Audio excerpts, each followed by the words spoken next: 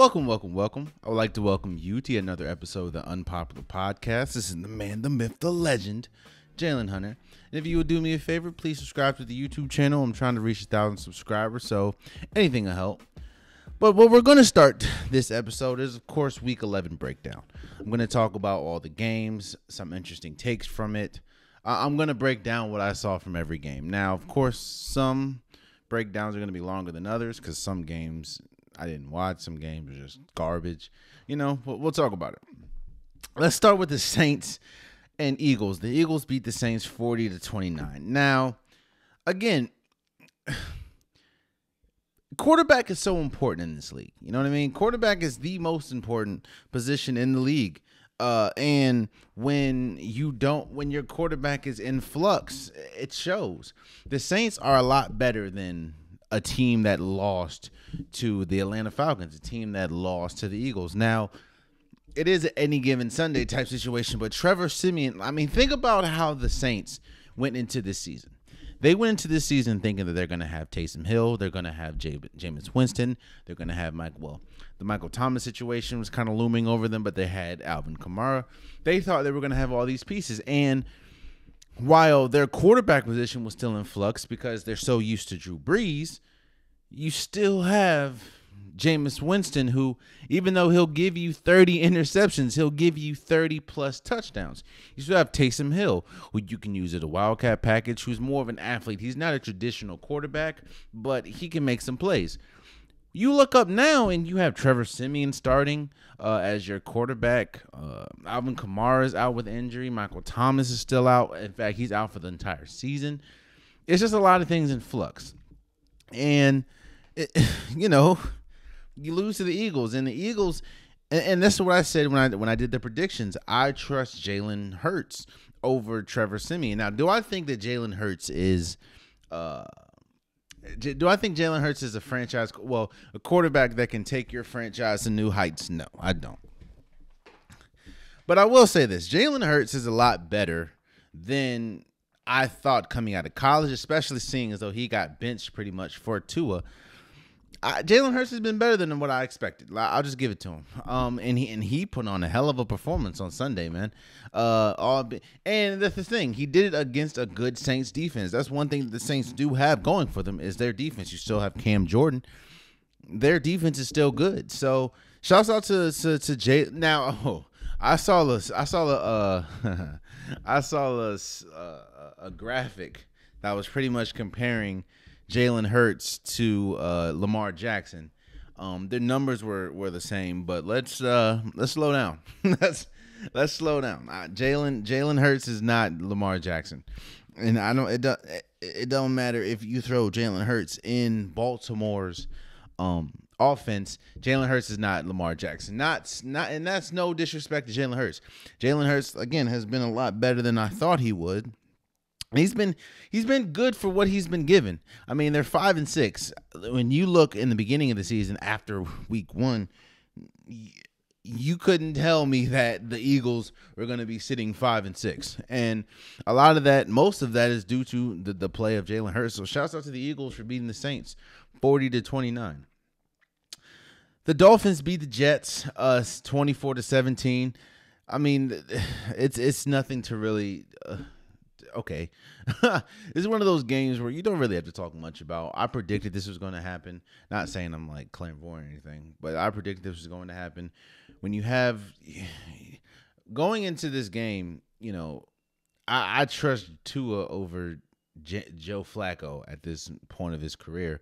And now it looks like Joe Flacco and I think Mike White are on the COVID list. So it looks like Zach Wilson will be coming back next week. These are two bad teams. Now, it is, and I say this week after week, it is surprising that the Dolphins are as bad as they are, seeing as though a lot of people, including myself, thought that they could have at least some talk about who was going to be in the playoffs, or they could position themselves to be one of the playoff teams in the AFC, especially with, I thought this was going to be a down year for the Patriots, but the Dolphins have drastically underachieved this entire year. Now, they did have a big win against the Ravens, but outside of that, they don't really have a statement win. I mean, again, they're 4-7. They should be better than, I thought going to the season they would be better than 4-7 at this point of the year. But they beat the Jets, so shouts out. And again, don't let it fool you. The Jets defense still is not good. They're still not good. So, shouts out to the Dolphins for beating the Jets 24-17. Oh, the game, man. This was the game I was looking forward to the most. Not because I'm a Washington fan. And that is, of course, Washington and Panthers. Not because I'm a Washington fan. It's because Cam Newton's return to the Panthers. Now, it was fun. It was funny watching this game, man, because I felt myself on both ends of the spectrum. I was rooting for my team, Washington. Of course, you want your team to win. You have Terry McLaurin. You want your team to win. I want my team to, everyone going to the season wants their team to go, 17-0. So I wanted them to win. But on the other side, I was hoping and praying that Cam Newton balled out. I wanted Cam Newton. If this is one of those weeks where if Washington lost, I would not be upset. I wouldn't be. In fact, I'd be happy if they lost. I was happy that they won, but I would be happy if Washington lost because I wanted Cam Newton to succeed. Cam Newton to me, and I'm one of those Cam Newton. I'm not a stan, but I'm a Cam Newton defender. But I'm not blind. I'm one of those people that I will say. Like, we all know Cam Newton's an incredible talent. We all know that Cam Newton is an incredible quarterback. We also all know that Cam Newton has struggled with accuracy. We also know that in 2019, the year before, after COVID with, what was it, 2020, I apologize. 2020, in fact, he hasn't really been that good since 2015. He's had some sparks, but he hasn't been that good enough to really be considered a top quarterback in this league. But I think a lot of that, whether it was the offensive line, whether it was COVID, because before COVID, Cam Newton was balling out for the Patriots, and then of course after, it just never got right. So I am a Cam Newton supporter. I'm not going to sit here and lie and say I'm not. I'm a Cam Newton supporter. However, I am realistic. And I do think that I understand the direction that the Patriots went in releasing Cam Newton. I understand that. But that doesn't also mean that I don't think it was right how it went down. I think that if you're going now, both sides you can kind of say made the right decision or is thriving in the decision that they made, seeing as though Cam is now with the Panthers, a team that he's seen most of his success. In fact, the only other team he's been on. And the Patriots now are top of the NFC North, I believe, or NFC, top of their division with Mac Jones. So both sides made the right decision, but I didn't like the way that it went down. Cam Newton, to me, didn't do. I understand the direction that you want to make, but I don't think that Cam Newton, especially in the preseason, did enough to lose his job for the Patriots. Now, if you just look at what happened last year after COVID, I understand that. But if you're looking at, the preseason, I don't think he did enough to lose his job. So going to this game, on Sunday, I was excited, man. I was excited to see Cam Newton looked really good in his limited minutes last week against the Arizona Cardinals. So I was excited to see what Cam Newton was going to do, starting for the Panthers against Washington, a Washington team that has struggled all year defensively and lost their best defender in Chase Young to the season. And boy, I was excited. It was a great game. Shouts out to Washington. Washington did win 27-21. But Cam Newton balled out, man. He had 3 touchdowns, 1 rushing touchdown, 1 beautiful pass to Christian McCaffrey, 1 beautiful pass to DJ Moore. Cam Newton looked good. Cam Newton looked great. But Tyler Heinicke looked good as well. He had a touchdown. He made big plays on 4th down. It was a good game to watch, man. It was a good game to watch. Now, moving forward, this game was more important because it kind of told me what happens moving forward. Do I think that Cam Newton is how? In fact, the question is, how many years do I think that Cam Newton has left? I think you put him in the right situation. This is the first time, in fact, with the Panthers, that I think it's a balanced team. Now you can look and say, well, what about 2015?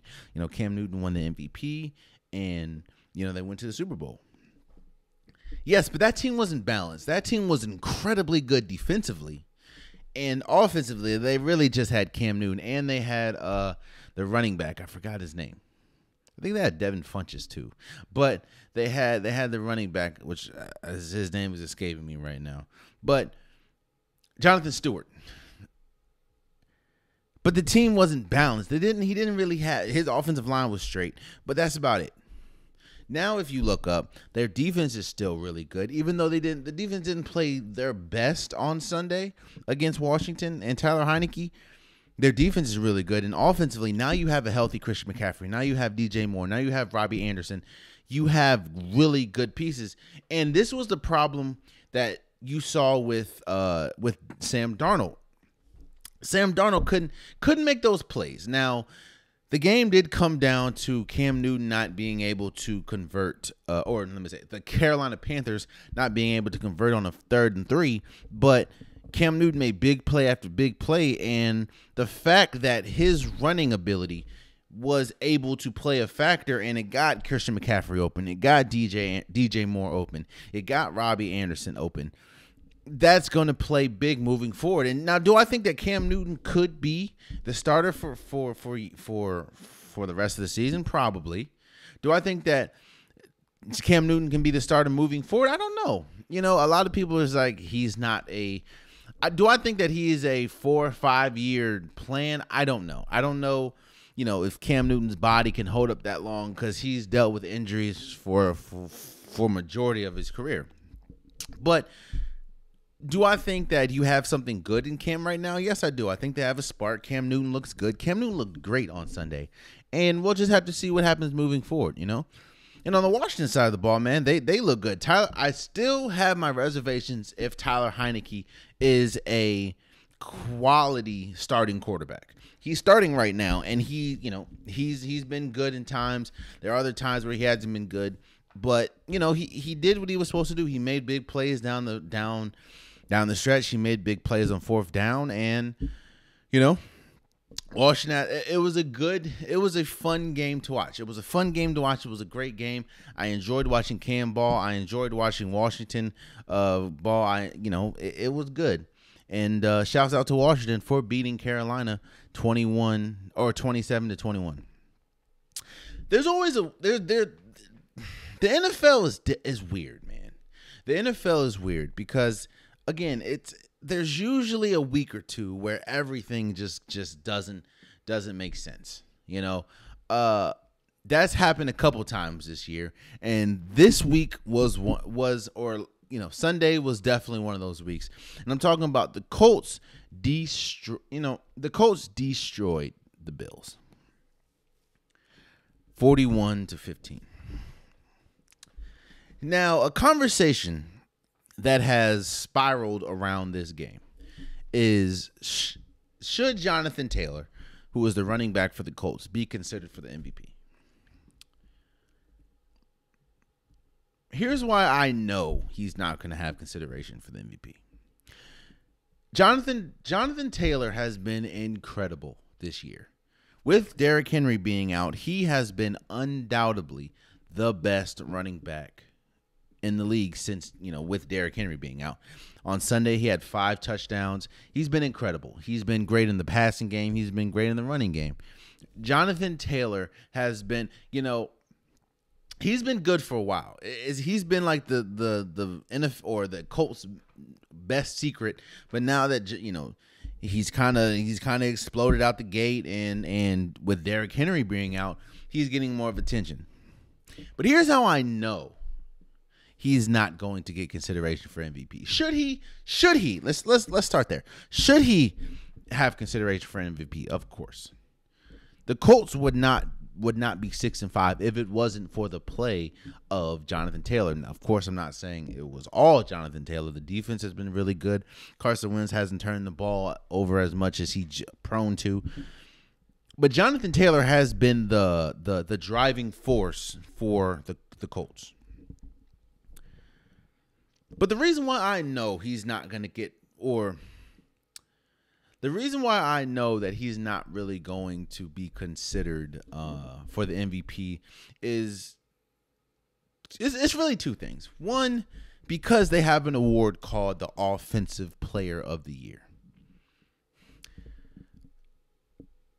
More than likely, usually, the MVP of the league is usually a quarterback. So you think to yourself, what side of the ball does the quarterback play on offense, right? So why would they have an MVP and usually the Offensive Player of the Year is not the MVP if the MVP is a quarterback? They did this for pretty much one reason, to give another position the spotlight. Which is why you usually see a running back or a wide receiver win the Offensive Player of the Year. And while Jonathan Taylor deserves to be in the MVP discussion, he won't be. And this isn't even Derrick Henry. Derrick Henry rushed for over what? Or had one of the statistically one of the greatest running back seasons last year. Didn't win MVP. It went to Aaron Rodgers. And I'm not saying Aaron Rodgers didn't deserve it, but Derrick Henry had one of the greatest rushing years of running back ever had. Didn't win it. A couple years ago, Christian McCaffrey had one of the best statistical years a running back has ever had. Did not win the MVP. Won the Offensive Rookie of the Year. Derrick Henry won the Offensive Rookie of the Year. Jonathan Taylor deserves, and you're going to hear a lot of media people say that, he's front runner for MVP. No, he's not. He's not, because of how this game goes, how the politics go. They're going to give it to a quarterback, even though he may deserve to be, in the running. He's not going to win, unfortunately. I think that he, if it wasn't for him, or in large part, if it wasn't for Jonathan Taylor, the Colts would not be where they are at all. But that doesn't take away from how good he's been this year and how, the Colts are on a roll. Man, this defense, led by Darius Leonard and DeForest Buckner have been incredible. And I pretty much crap on the Colts when they're bad, and I'm gonna give them praise when they're good. The Colts have been good. The Colts are one of those teams that you do not want to face if they sneak into the playoffs. If they get into the playoffs, the Colts, with the they have a physical defense, and you have a physical running back in Jonathan Taylor. You have a quarterback who can go off in any minute, which is Carson Wentz. Like, that's not a team that you want to face in the playoffs. So, shouts out to the Colts, man. And for the Bills, this entire season, I've been saying that the Bills this is the first time they're pretty much equal. As far as, last year, their offense was incredible. It's just their defense was pretty bad. This year, their defense has been incredible. And I thought, looking at what we saw from last year, they caught up, and this would be the team to beat. But you look at the 6-4 Bills, and while you look at their record and saying, okay, they're 6-4, they're still pretty good. There's something wrong with the Bills, and surprisingly, it's their offense. I don't know what it is, man. But Jonathan Allen hasn't really been good this year. He's had moments, when he's destroying people, he's on. He looked incredible against the Chiefs. He looked incredible against Washington. But you got to think, those defenses are pretty bad. When he plays against a good team, a good defense, he hasn't played well. And I don't know, his connection with Stephon Diggs hasn't been as automatic as it was last year. His connection with Emmanuel Sanders hasn't been that great. there's just something wrong with it. I think that there was a lot of In fact, I know there was a lot of expectations going into this year for the Bills. You know, they made it to the AFC Championship last year, and you thought with the moves that they made defensively and of course how they started the season outside of the first game, you thought they would be good, and they just haven't. Their defense. Sometimes you're not. I mean, of course, you can say you're as good as your record, and you know they're as good as 6 wins. But sometimes you have to look deeper in that. And the Bills haven't played that well. I mean, they lost to the Titans. They lost to the Colts, 2 physical teams. And I think that they can't rectify it, of course, but I think they can. But I just think they haven't. Josh Allen hasn't been right, and until him with if that connection, the connection that him, Stephon Diggs, and his receivers had last year just hasn't been there. And I don't know, man. I do think that if the Bills play like the Bills have been playing, especially with teams like the Chiefs, pretty much coming back to life, the Patriots, the Ravens, maybe. This team is not going to make it to where they want to, and that is, of course, the Super Bowl. So, shouts out to the Colts, and the Bills need to get it together, especially with the season, kind of roaring down, and they don't want to have these problems going to the playoffs. So, the biggest, the biggest story comes from the game that shouldn't have been the most important, and that was the Lions losing yet again to the Browns, 13-10. So pretty much the biggest story, not even just out, the biggest story coming out of this NFL weekend was Baker Mayfield, and I told you guys this. I said the worst thing that could have happened to Baker Mayfield was his backup winning a game with him out. And then when he comes back, he loses to the Steelers. And then of course you have the whole Odell Beckham thing going on, and Baker Mayfield did not play good. In fact, he hasn't really played good for a while. And one thing I know about people that have gone through something, right? Or people that have endured long bouts of toughness, long bouts of tough situations, is they try to cling on to anything that looks promising, right?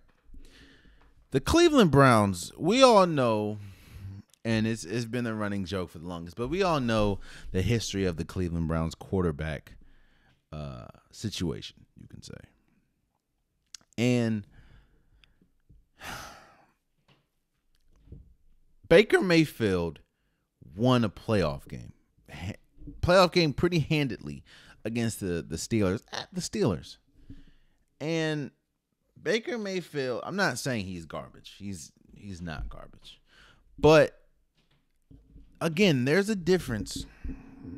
Just because a team deems you a franchise quarterback or picks you high in the draft, i.e. the number 1 overall pick, doesn't automatically mean that you are the right guy for the franchise. Does that mean that your career is over? Does that mean that your career is sorry? No. I.e., look at Ryan Tannehill. It did not work at all in Miami. You go to the Titans, look at Ryan Tannehill. The media, the fans, the media in Cleveland, it seems like they're starting to turn on Baker. And Baker's firing back. I mean, the comments that he made with the fans, I think a reporter asked him, how do you feel about the fans booing? And he said something like, these are the same fans that aren't, doesn't stop talking, doesn't stop making noise on our offensive plays. He's pretty much firing back at the fans. And once that starts to happen, you know that it's not long before there's possibly a breakup. I don't know. But all I know is It's tough, man. It's tough when the fan. It seems like he's losing the fan base because of the Browns' quarterback position has been horrible, man. And the fact that you have a quarterback that you draft number one and that won a playoff game has had some mild success, and it's like you expect more, and he hasn't. Especially when you ship Odell Beckham out of town, and you get nothing for him because you just release him. It's like the fans want more from Baker, and I think that it seems like Baker as at least has hit a ceiling. And because now I do think that his injury could play a big part in that. And because of that, I think it would be smart for you to shut down Baker Mayfield. You know, clearly his arm's not right. Clearly he's still hurting. And to save him from himself and to preserve him moving forward, because at this point, even with a healthy Baker Mayfield, and I said this before, with the season, before the season started, the Browns are only going to go as far as Baker Mayfield takes them. And as we've seen, even with a healthy Baker Mayfield this year, it doesn't seem like he's going to take them, to the promised land. So why sacrifice your asset in the number one overall pick in Baker Mayfield if they're not going anywhere? Their defense, especially their secondary, still has problems. So I'm not saying move off Baker Mayfield. I'm not saying that is the time. I'm also not saying that Baker Mayfield is not the option moving forward. But I do think that the fans are turning on Baker Mayfield, and do not let. I think it's a tense relationship between Baker Mayfield and the fans right now in the Cleveland media. Especially when the Browns, who a lot of people kind of like the Dolphins, a lot of people thought had playoff aspirations, and a lot of people like myself thought they were good enough, at least the roster was good enough to at least make some noise about about a Super Bowl. And now you look up, and they very well may not even make the playoffs at 6-5 at this point. But boy, oh boy. There's already a tense relationship between Baker Mayfield and the fan base. You already lost to the Steelers. Do not let them lose to the Ravens on Sunday. Let them lose to the Ravens on Sunday, and see just how loyal, how irritated that fan base is. So, that's that, man. That's that. The 49ers beat the Jaguars 30-10. Deebo Samuels yet again is having an incredible season. Hey, Jimmy Garoppolo just had to be that good. He didn't have to do much. Again, Deebo's look good. And that's the 49ers is yet another team that kind of underachieving this year, seeing as though they're 5-5. And if you look at their record, they should be a lot better than that. But shouts out to the 49ers. Another game that just didn't make any sense is the Texans, that are now 2-8, beat the Titans 22-13. Shouts out to Tyrod Taylor, man. Tyrod Taylor came back and balled out. And the Titans that we saw on Sunday were the Titans that I thought we would see. Ryan Tannehill, I think, had 4 picks. You force this team to have to do something that they did not go into the season expecting to do. And when you take out somebody as pivotal to their team's success as Derrick Henry, it's tough. It's definitely tough. And you're forcing now Ryan Tannehill to do something that he was not expecting to do. And maybe, I'm not saying he's not good, but maybe he hasn't been one of those quarterbacks where you can depend on as far as he can carry a team for you. He's been more of a supplementary piece than a main cog, and that main cog has been Derrick Henry. Hell, the Titans just released Adrian Peterson. So, shouts out to the Texans. The Texans, I thought they were going to lose. I thought they were going to get destroyed. But,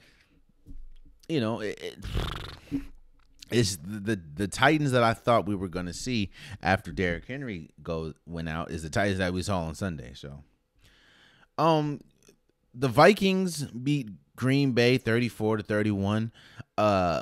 Aaron Rodgers shouts out to the Vikings. Kirk Cousins played incredible. Justin Jefferson played good.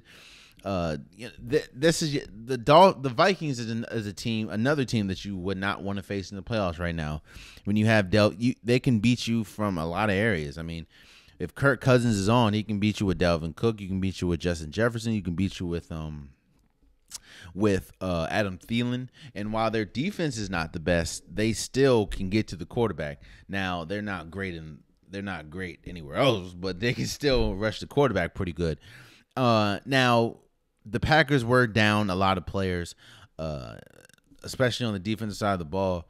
And Aaron Rodgers balled out, bro. Like this loss was not at fault to Aaron Rodgers. It was just the Vikings capitalized on players being out, and Kirk Cousins came the ball too. So, shouts out to the Vikings, and I don't think that this derails the Packers. It's just a loss. So, I think the Ravens beat the Bears. I'm sorry, Ravens beat the Bears 16-13. I think that this was probably the biggest and more surprising win/loss of the year. Because for a while, I had Lamar Jackson in the MVP race because of what he's had to overcome and what he's done with the team or what he's done, what he's had. And one thing that I guess you could say worried about was, is this team too dependent on Lamar Jackson? And kind of like how the Texans are very dependent on, or the Titans, I'm sorry, is very dependent on Derrick Henry. So with Lamar Jackson being out with an illness, now, side note, man, why does Lamar Jackson keep having these illnesses that aren't COVID related, man? Like this is the first game that he's missed with that illness, but it seems like damn near every Wednesday I see an alert saying he's out of practice due to an illness. But the Ravens, you're down all, we know about their injury history from the running backs to the defense to the offensive line. We know about their injury history, and the fact that Brett Hundley was able to come in, who looked like a spitting image of Lamar Jackson on Sunday, and beat a Bears team that had Justin Fields, even though he did go out with rib injury. That was a huge win for the Ravens, and that to me. And you're even seeing it, man. Now you're seeing the stories talking about Matt Nagy, the coach of the Bears, could be out after Thanksgiving, man. Yeah, man. You don't lose to a team that is so dependent that does not have their starting quarterback in Lamar Jackson, with a quarterback in Brett Hundley who isn't really a quarterback he's not really proven outside of the preseason. That's a bad loss. That was a horrible loss for the Bears, and that's why you're seeing Matt Nagy might be out. So the Bengals destroyed the Raiders 32-13. The Raiders are just on a downfall, man. And this always happens. And I was one of the people who say, yo, just hold off, wait for the Raiders. Now, I didn't know what was going to happen with Gruden. I didn't know what was going to happen with Henry Ruggs. I didn't know. I think the other was a wide receiver. I didn't know what was going to happen with them, or I didn't know what happened with them was going to happen. But this team is on a downtrodden, man.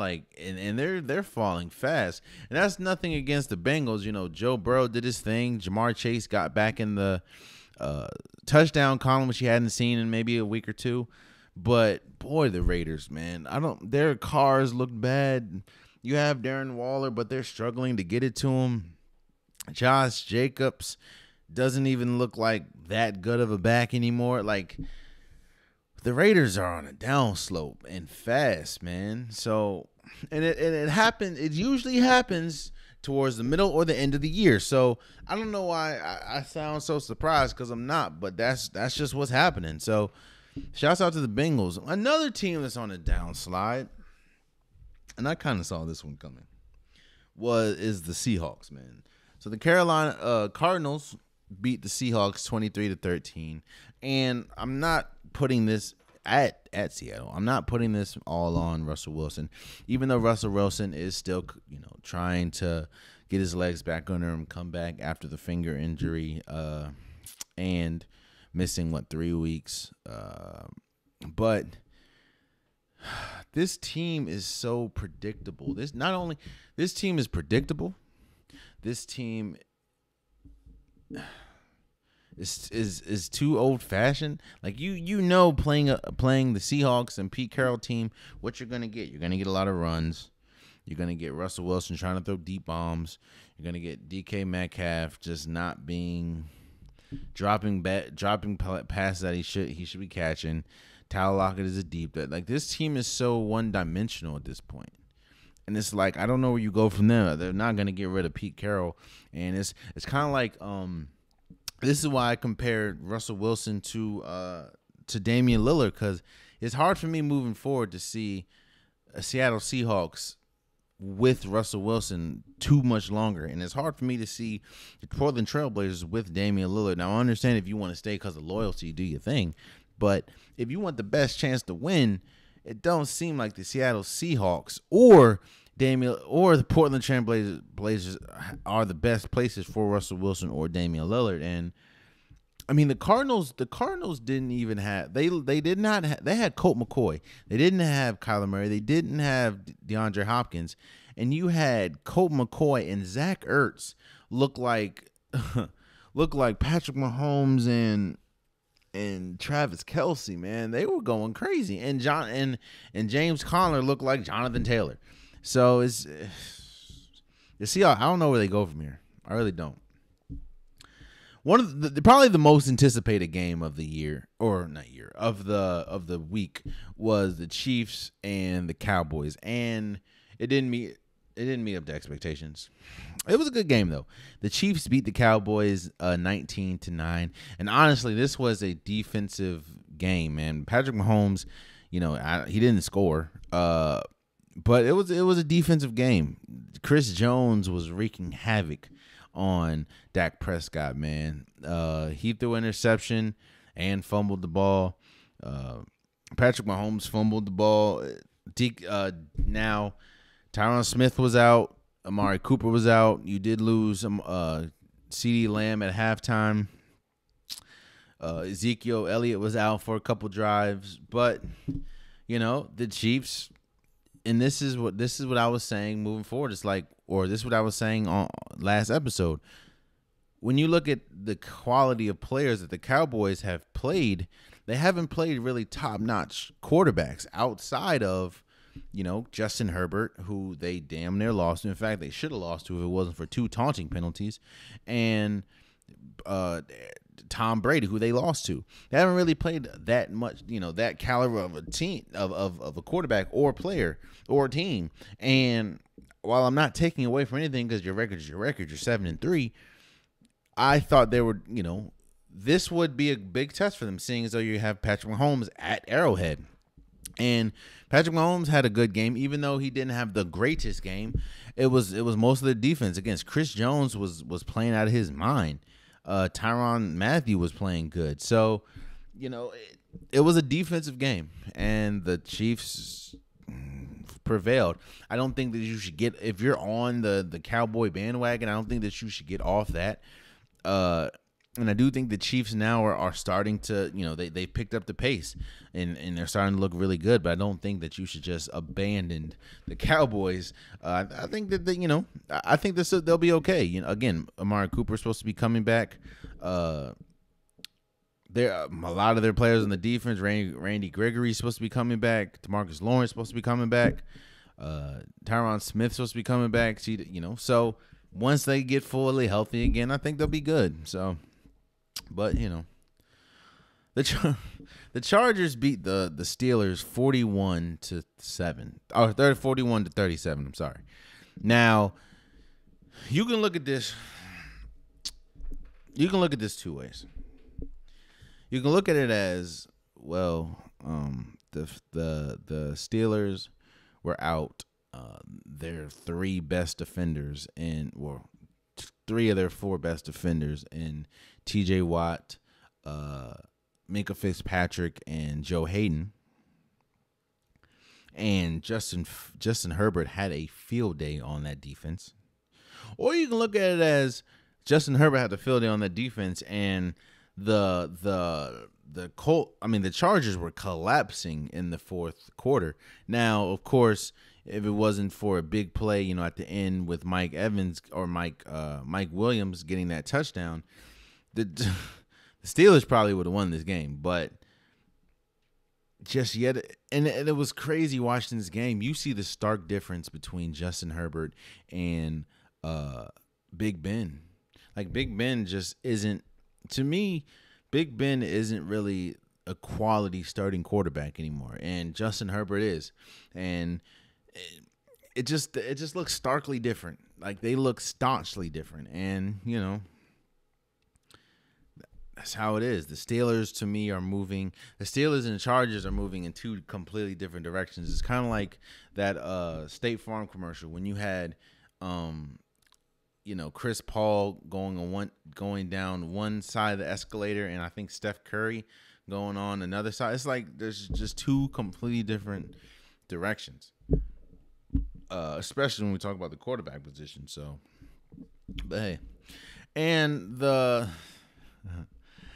Monday Night Football, the Bucks beat or destroyed the Giants 30-10. And this kind of goes back to the Baker Mayfield conversation that we had. When you hit on something or when you pick something, you want that to be it. Like, you're married to that, man. And sometimes the writing's on the wall, but you don't want to give up. Daniel Jones is not the guy. Is Daniel Jones bad? No. But you know what? Daniel Jones is not that good. But it's not just Daniel Jones. Now, they did the Giants did fire Jason Garrett, which I don't understand why you hired Jason Garrett, seeing as though, his track record in Dallas, but you fired Jason Garrett. But this is bigger than, you know what? The episode I did a while ago when Jay Gruden, not John, Jay Gruden was fired from Washington. And I titled that episode Band-Aid over a broken arm. A Band-Aid don't do, now of course you can have a cast and everything, but a cast is not a Band-Aid. A Band-Aid is not doing anything to a broken arm. Yes, you can fire who you want to fire. You can fire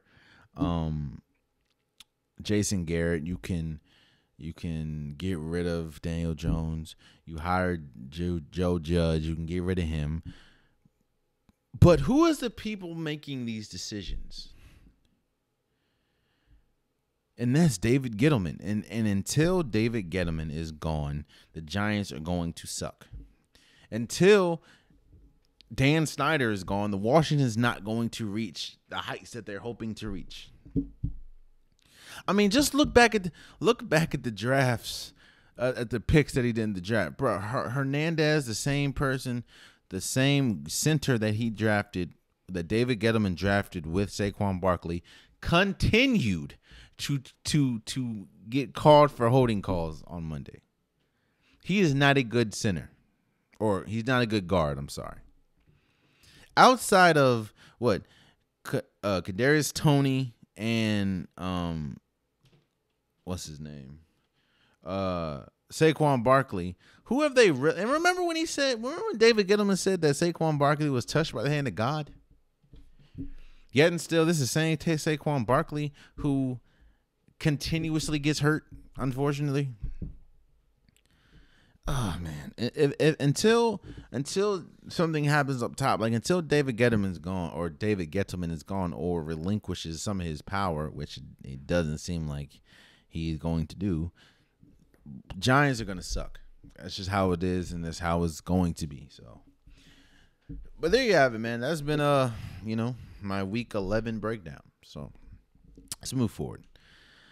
The biggest news that happened in the NBA was LeBron. The big scuffle against the LeBron James and Isaiah Stewart, Lakers and Pistons. LeBron James had a elbow to Isaiah Stewart's eye. Isaiah Stewart started leaking and was trying to go at LeBron. This isn't that big of a story. LeBron was suspended 1 game. Isaiah Stewart was suspended 2 games. LeBron James is not a dirty player. I don't think LeBron James is a dirty player at all. LeBron James hasn't shown a track record of a dirty player.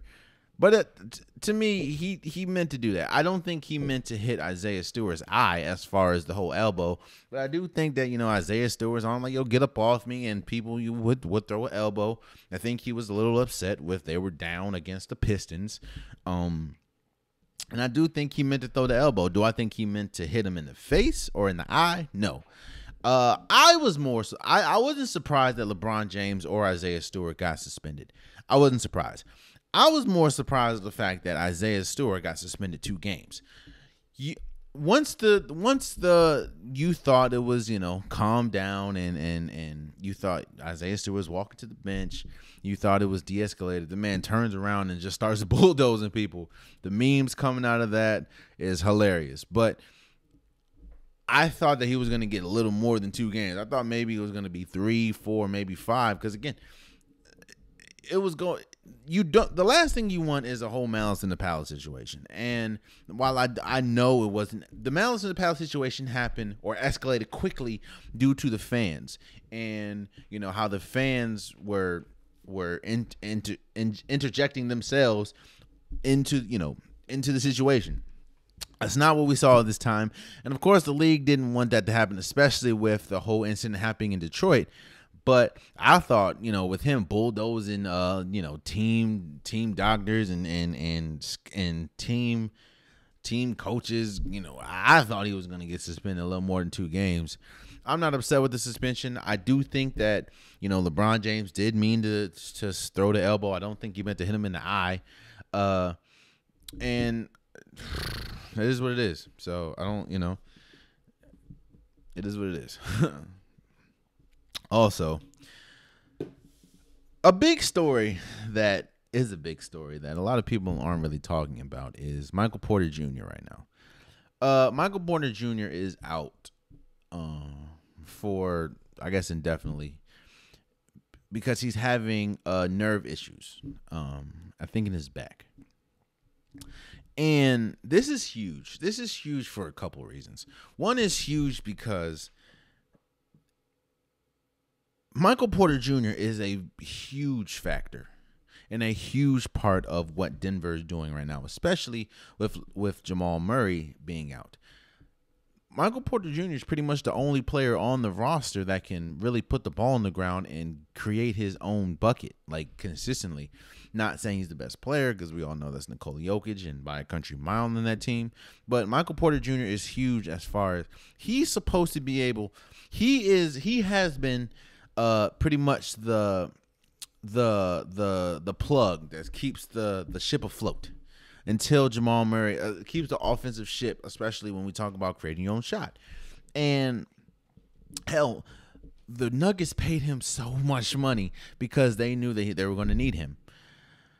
But this is big because, again, this could definitely hinder not only the positioning that the Nuggets can see in the conference, but moving forward, you're not going to get Jamal Murray back until the end of the season, and it's going to be tough if you even get him back this year.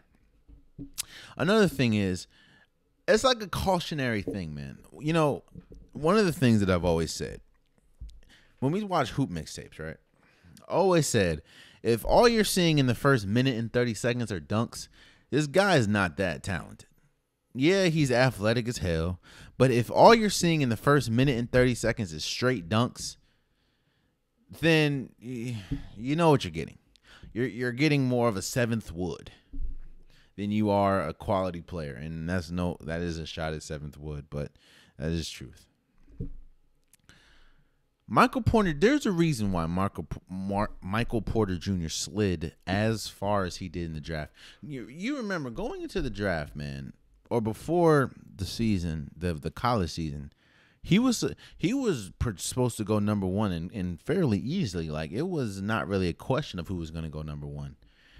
And then, of course, the injury started piling up at Missouri, and it always scares me when you're getting injured young. Hell, Charles Barkley said it. You're not supposed to get injured young. It always, Zion dealt with injuries young, and now we're seeing he's having a weight problem. Michael Porter Jr. dealt with injuries in college, and now we're seeing that it's starting to matriculate in the NBA. So this is big, and nerve issues ain't something that usually just up and changes. When people say you have nerve damage, that usually affects your life. I hope that, it's not as serious as they're reporting, but this could be a huge blow, not only for the Nuggets now, but the Nuggets and Michael Porter Jr. moving forward. So I hope, nothing but the best. It's, it sucks. So moving forward. On Saturday, we saw Terence Crawford beat Shawn Porter in like the 10th round. I know Shawn Porter's father threw in the towel, and that's kind of what the story is. Shawn Porter was not winning that fight. All right, he wasn't winning the fight at all. It was a good fight. Don't get me wrong. It was a good fight. It was a very competitive fight, but Shawn Porter was not winning that fight. The problem is, when his father threw the towel in, it wasn't like he was getting ugly. Yes, Shawn Porter hit the canvas, but he got back up. It wasn't getting ugly yet. It could have, but it wasn't. Now, it was a 10th round and everything, but the controversy is, now you heard, now his father went crazy in the press conference talking about my son's not ready and he didn't practice like I wanted him to practice or prepare like I wanted him to prepare, and sometimes they're hard-headed, and he was just going crazy. But I don't know, man. I just think he could have went a little longer. Do I think that he was winning the fight? No. Do I think that he would have won the fight? Who knows? I mean, he could have hit Terence Crawford with a sneaky one. I don't know. I doubt that would have happened, but you don't ever know. Shawn Porter did, after the fight, retire. And Shawn Porter he finished his career 31-4-1. 17 knockouts. He's a 2-time weatherweight champion. He's one of the thing I like about Shawn Porter is he fought against some of the best competition in the weatherweight division.